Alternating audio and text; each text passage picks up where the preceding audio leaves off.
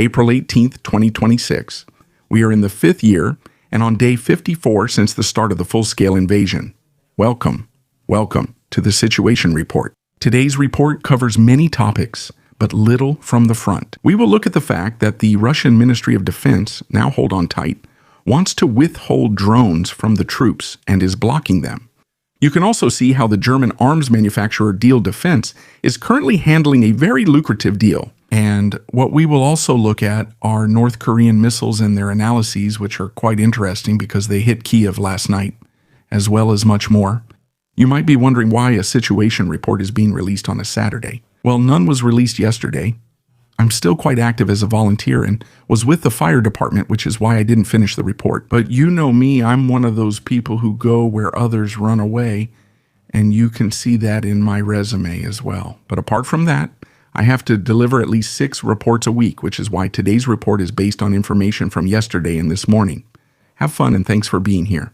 In the St. Petersburg region, civilians with military experience are being recruited for air defense duties. This is due to the increasing Ukrainian drone attacks, which now reach deep into the Russian hinterland. According to Alexander Drushenko, additional mobile fire teams are to be stationed directly at companies and critical infrastructure. They are specifically targeting former soldiers, offering contracts with a duration of up to 3 years, along with mandatory training or service phases of several months in barracks. This means that air defense is no longer carried out only by regular units, but is being deliberately expanded even into civilian areas. I'm still not entirely sure whether they will then receive soldier status, but from the way it sounds right now, it seems to be some kind of intermediate stage. You could almost say they're a kind of, adult anti-aircraft auxiliaries. But we see that the war in Russia is increasingly leading to the civilian population now also having to do their part, as the situation on the so-called home front is gradually getting out of control. Because, who could have ever expected in 2022 that Ukrainian drones would hit targets in St. Petersburg? Probably no one. I think even on the Ukrainian side, there wasn't much of that kind of thinking. But as we can see, all of that has changed. Now, since the beginning of 2026, targets almost all across Russia are being hit, at least as far as the Urals. The German manufacturer Diehl Defense has agreed on a technological collaboration with Ukrainian partners, including the company Firepoint. You know them because they are the ones who manufacture the Flamingo and are currently working on 2 ballistic missiles, namely the FP7 and FP9. No specific projects were officially mentioned, but the direction is pretty clear, of course. It's about missiles and air defense capabilities. Further modernizations of the Neptune missile, originally designed for anti-ship use, are being considered along with developing affordable interception solutions for drones and cruise missiles. Once again about the Neptune missile, it was originally developed for anti-ship defense. They also used it to sink the Moskva, which was Russia's flagship of the Black Sea Fleet. However, there were later versions that could also be used against land targets, and I think that's the direction things will move in. The latter is crucial, defending against drones and cruise missiles, since air defense systems are costly, but drones and cruise missiles, especially drones, are much cheaper.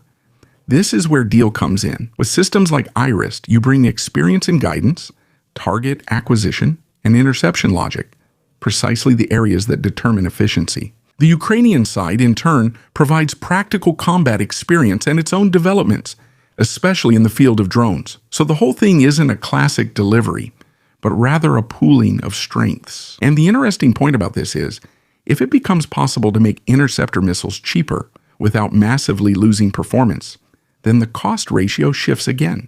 And that's also quite good for Germany. We benefit from the exchange just like the Ukrainians, if not even more. Diehl Defense. And unfortunately, this is not paid advertising since no one wants to give me an air defense system. But in my opinion, Diehl Defense builds one of the best air defense systems in the world with IRIS-T.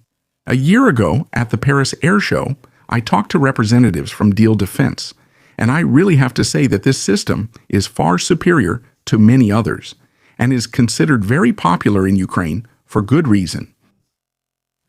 They have created something that really works very well, and they did a good job with it. So let's see what they will be able to achieve in the future based on new insights.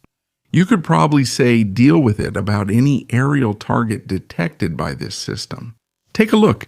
Here the scientist Robert Nikhmatulin is speaking at the Moscow Economic Forum. Remember his face because he'll probably be getting some window protection soon. But why? Now let's listen to what he is talking about in public. What problems do we have? What kind of problems? Here's an indicator. The lowest income in all of Europe. How long can this go on? Under Soviet leadership, we were poorer than now, but at least we were able to build up the country. Back then, we worked on space exploration programs and nuclear energy. We were ahead and on track. We made sacrifices for that. Of course, he means that although they were poor during the Soviet era, at least they knew why they were poor, and the investments actually bore fruit. But now we've lost everything and we're still the poorest. Even the poorest regions in China have a higher income than our poorest regions. How can anyone just stay calm about this? Population decline. We've reached a level where the Russian population is shrinking by 600,000 people a year.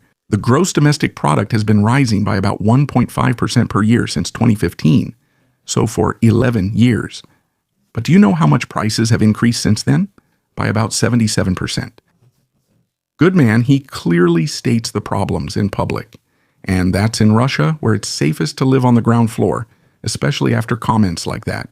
Within Russian military circles, criticism of a decision by the Ministry of Defense is growing. Apparently, drones are to be increasingly centralized and taken away from the infantry in order to assign them primarily to the so-called unmanned system forces. A former drone pilot, Andrei Filatov, describes the possible consequences in unusually drastic terms. His assessment: this will destroy exactly what has been built up at the front at such high cost to begin with. Namely, functioning drone units directly with the fighting troops. The core of the problem lies in the separation of drones and infantry.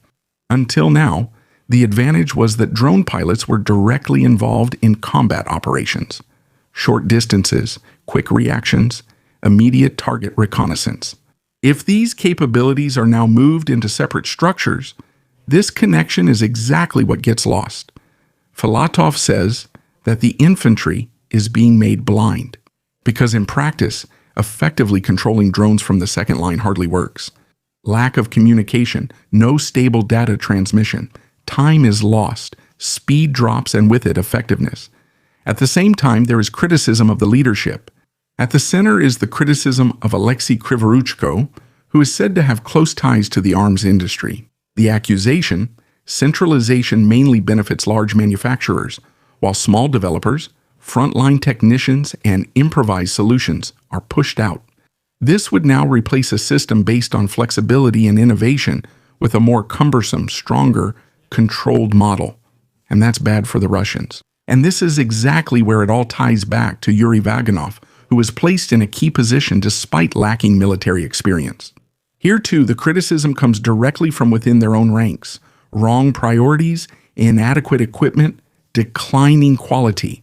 And the overall picture that emerges from this is quite explosive. Because an area that has become crucial at the front, the drone warfare on the front lines, is currently being reorganized from above and moved to the rear. And many of those who helped build it up don't see this as progress, but as a major setback, which will hurt the Russians a lot right now, because they have lost their communications through Starlink. The Ukrainians are slowly starting to launch offensives and have also announced larger offensives for 2026. The Russian offensive is barely making any progress. It's more or less a stalemate. We see nothing, and it's been going on for over a month. Actually, it's been exactly 1 month and 1 day, and there is no progress. The Donbass has still not been captured. And what the Russians were good at, just as good as the Ukrainians, was building small FPV drones very close to the front and deploying them right at the front. Because these people immediately know what works, what countermeasures the other side has, what needs to be improved, which new innovations might become viable, what might not work so well, and how things can be improved. And above all, they were able to do it quickly and effectively in an area where they could also see the effects of the war. But now, all of that is being taken away from them. Everything is then transferred into the hands of other companies, which don't gain this frontline experience as quickly as the soldiers on the ground. They then produce drones that might be cheaper for them, that they can make more profit from, and that might even be subsidized by the government.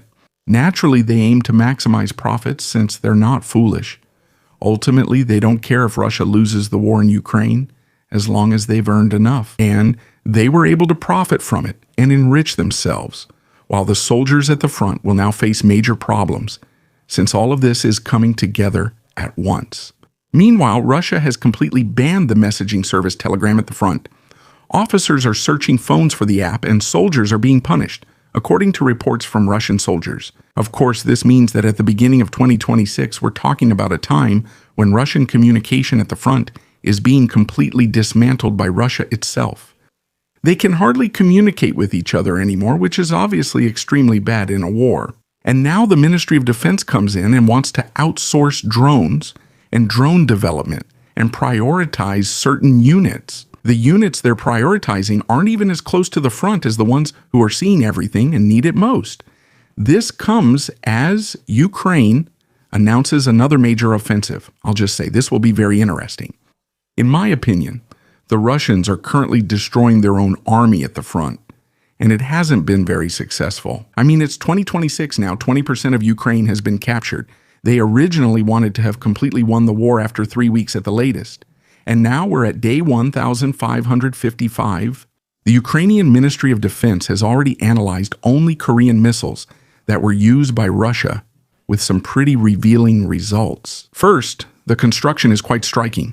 The KN-23 has an unusual diameter, about 110 centimeters at the back and around 90 at the front. This can't be found in any other known system. The KN-24 is about 100 centimeters, so it's closer to known patterns. Technically, there are parallels to Russian systems like Iskander, but it's not a one-to-one copy. It seems more like North Korea took an older base and developed it independently. And that's where it gets interesting. According to analysis, the manufacturing quality is clearly behind modern standards. In some cases, the soldering techniques are said to be more on the level of a decade ago. At the same time, they use civilian components from Western manufacturers for the electronics, probably obtained by circumventing sanctions. There is also a clear difference in propulsion. The missiles use weaker fuel, but compensate for this with larger engines and still achieve comparable ranges. That means technically simpler, but larger and less efficient, but functional enough to hit targets in Ukraine. And that fits quite well into a clear overall picture. A few months ago, I even mentioned in 2024 that exactly these kinds of systems from North Korea would sooner or later appear in the Russian army and be used in Ukraine. And now we see them in action. So basically, the analysis confirms exactly what we could have expected. No real high-tech technologies from North Korea, but enough to be used and to replace one or another Russian system. We don't see that much of a difference there either. So, just as we actually know and have assessed the technology from North Korea and Russia, especially the ones from the Soviet era, which are still being used, you can leave it, for example, when comparing what North Korea is producing today. Moldova has put several high-ranking Russian military officers in Transnistria on a list of undesirable persons. Have you heard of this area before? Take a look at the map here. I'll zoom over quickly. That's located right here. That's what's marked in dark red or light red in the background.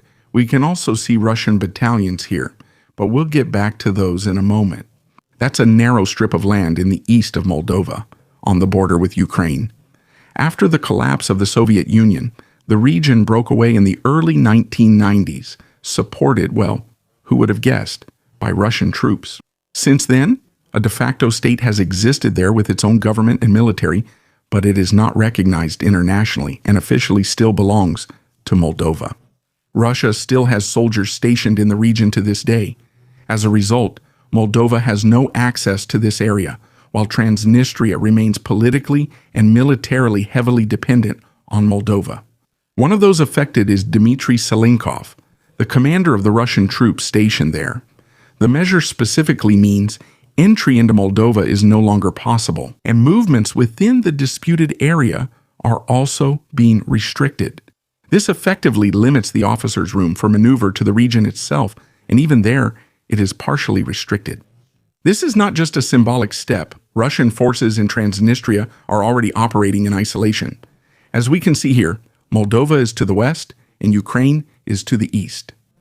And here, if we zoom out further, there is virtually no way out, not even by sea. So basically, there's basically no way to get out of here. So if the freedom of movement of the leadership continues to be restricted, it affects direct contacts, coordination in any form, and presence outside the area. Here, unwanted intermediary powers are present. Thanks to all subscribers, channel members, and the Allgäu crew. Special thanks to Lieutenant Colonel Rennecke, Silatit Ferry-Meyerhofer. Please subscribe, like, and comment.